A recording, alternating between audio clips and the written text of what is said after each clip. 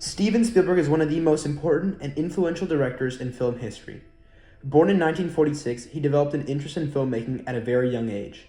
By his early 20s, he became the youngest director ever signed to a major studio contract at Universal, and over a career spanning more than 5 decades, Spielberg has directed films across many genres, but his work is always recognizable because of how he tells stories visually.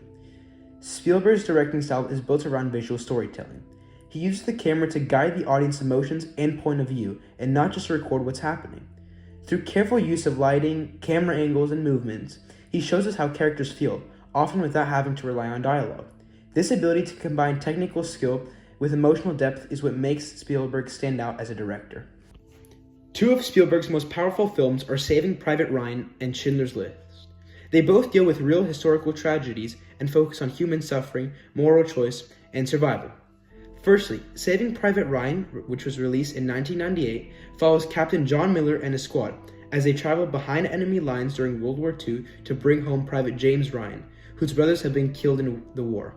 The film opens up with the brutal D-Day invasion on Omaha Beach, and later becomes a story about sacrifice, leadership, and the cost of war. Spielberg's realistic portrayal of combat changed how war films were made after this.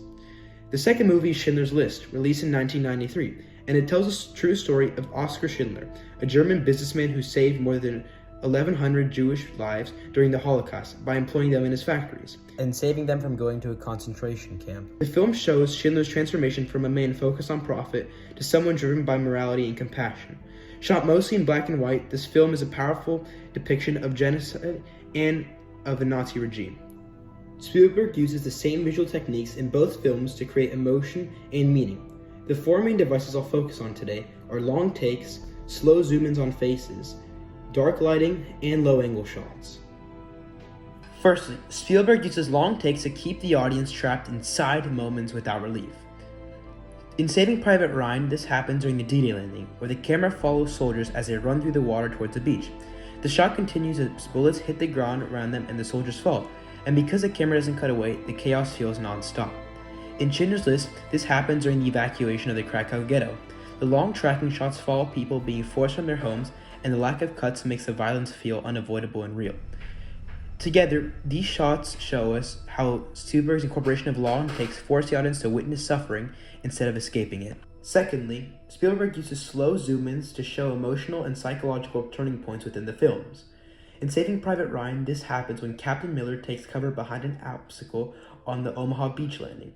The camera will slowly push it on his face, and the sound of the battle becomes muffled. His expression goes distant, and his face shows shock and emotional overload. The same happens in Schindler's List. When Oskar Schindler notices a girl in a red cloak, the camera slowly pushes in on his face, and we watch his expression change as he begins to understand the horror in front of him.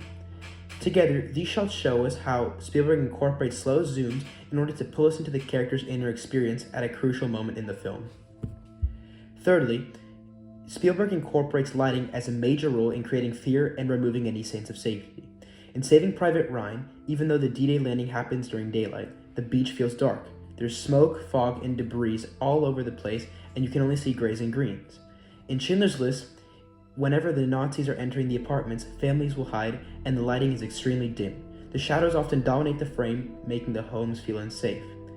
Together, in both movies, the dark lighting is meant to reflect the fear, chaos, and the loss of security. Lastly, Spielberg uses low-angle shots to place the audience in a position of vulnerability.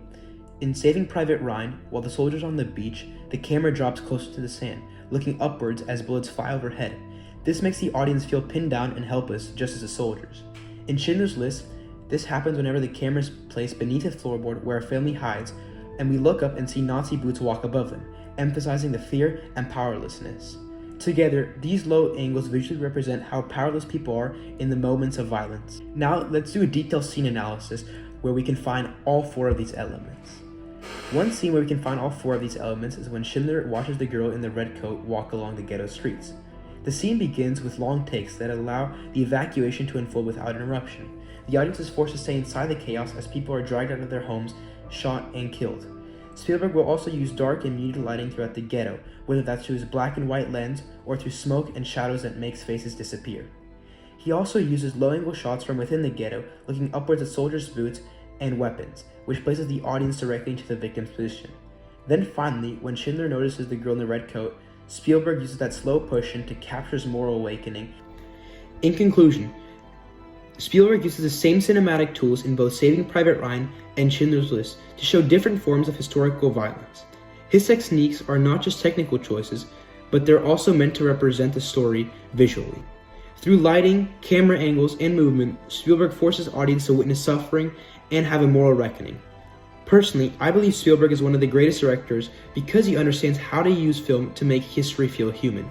His movies don't just tell stories, but they make us feel responsibility, empathy, and remembrance. This is what makes his work so powerful and lasting, and why he's been able to be a key figure in cinema over the past decades.